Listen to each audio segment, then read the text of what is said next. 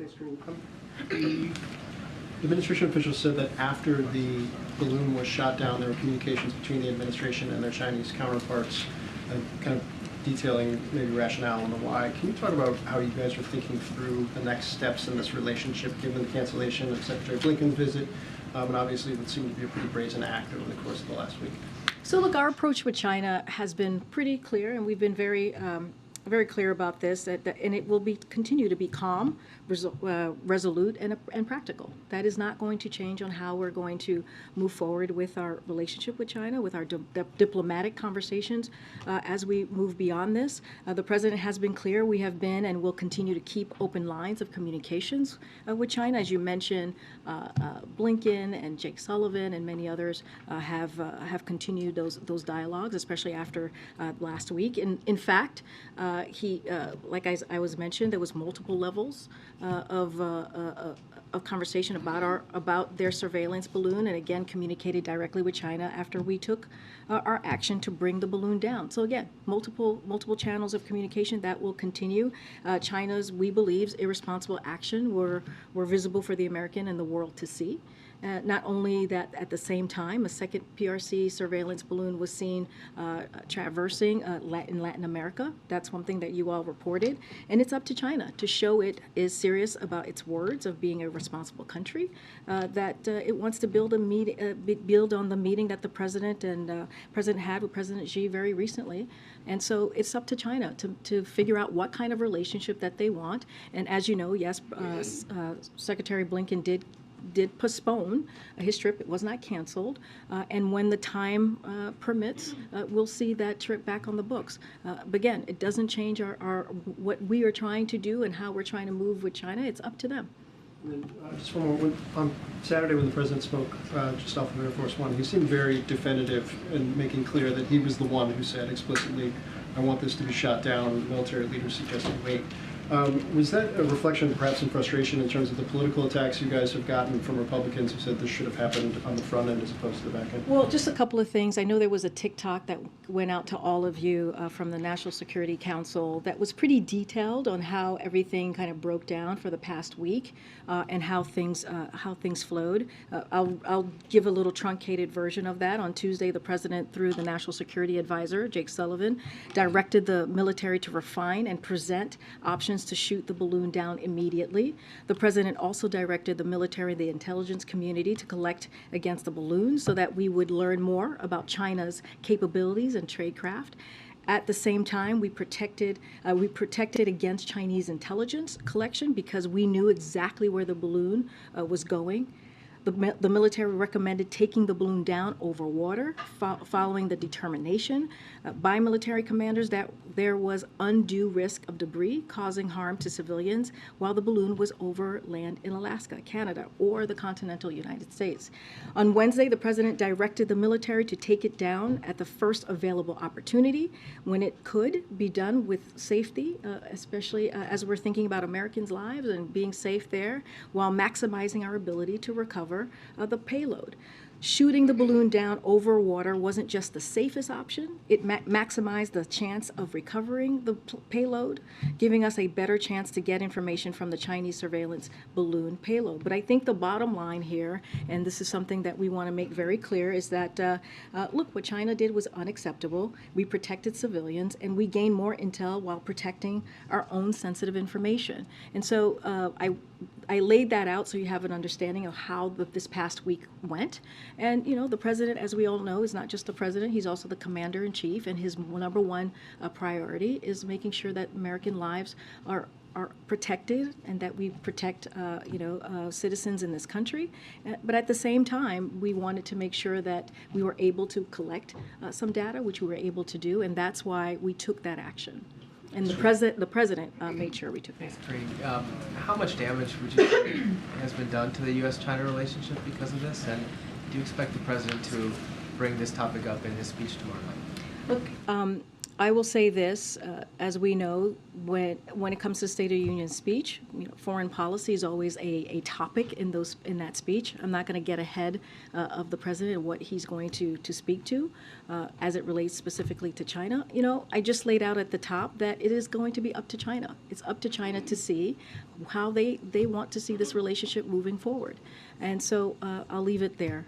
Let me ask you one more broad question about the State of the Union address. We heard Brian Deese's take on the economic terms. Obviously, foreign policy will also be a theme. Can you just give us a broad brush answer on what does President Biden hope to achieve with his speech tomorrow night? So, and I've said this before, so this doesn't change much at all, is that the president sees this moment as a critical moment, an important moment to speak directly to the American people, to talk about the last 2 years, to talk about where we've been and where we're going. And that is important to the president. That doesn't change. This is his second State of the Union speech. Certainly not going to get into issues and get ahead of the president.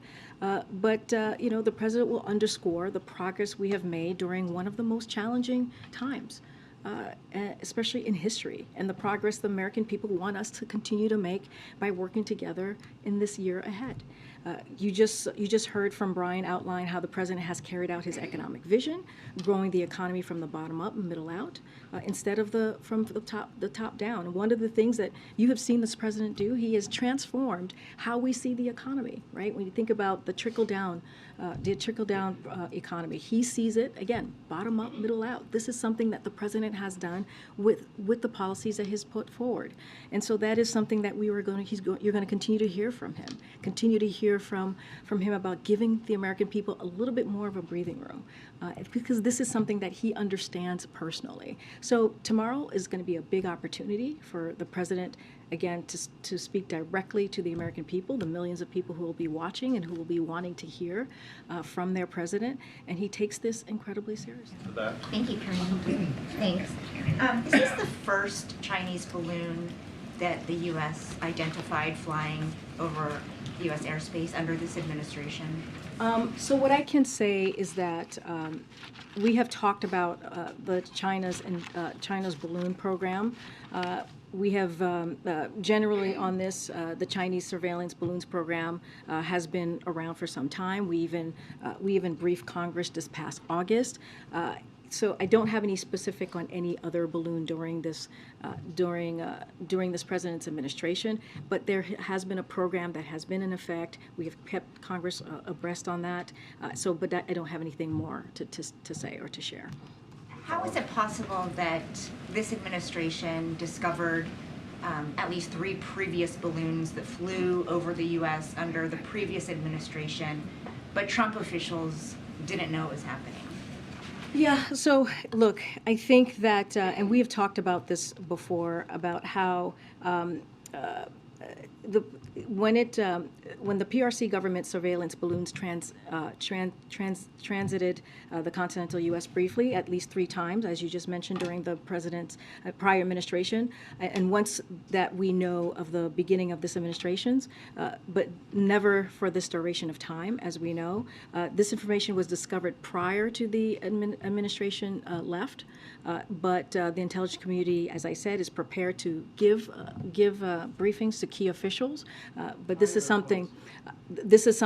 Post. But this is something that they were not aware of, as we've just laid out. But again, we are ready to brief key officials to let them know what the intelligence community was able to figure out. You can share about how you became aware of it. Like, did you?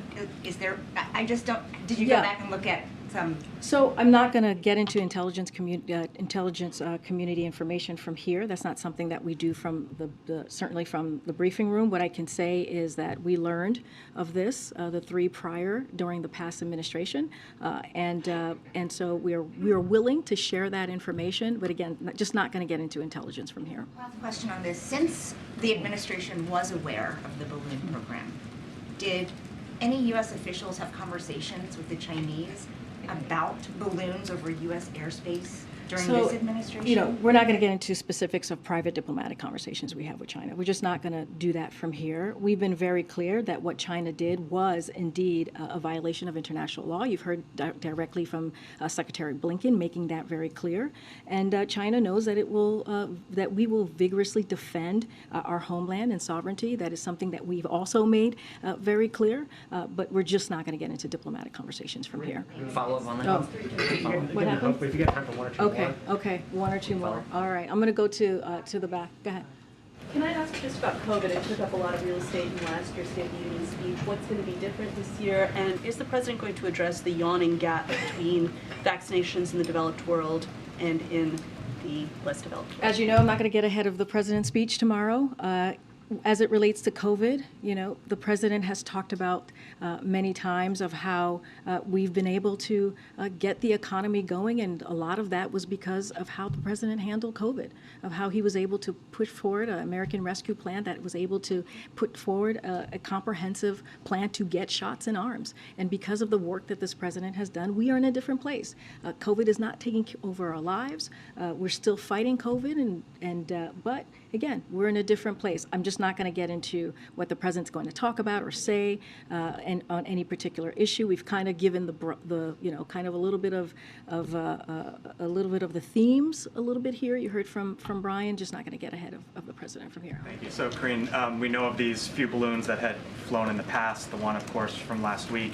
You say the relationship is up to China going forward. Should the expectation be for the American public that this is it with balloons then? Or is it that this could potentially happen again in the future? And if that's the case, that the standard procedure going forward is wait for it to get over water and then it'll be shot down? I'm not going to get into any, you know, specifics of what might happen next or hypotheticals from here. I'm just not going to do that. What I can say is, as you've heard me say, there was a China surveillance program, right, balloon program that we have that has been going on for some time, that Congress certainly was briefed on back in last August, but just not going to get into hypotheticals from here. And then one more.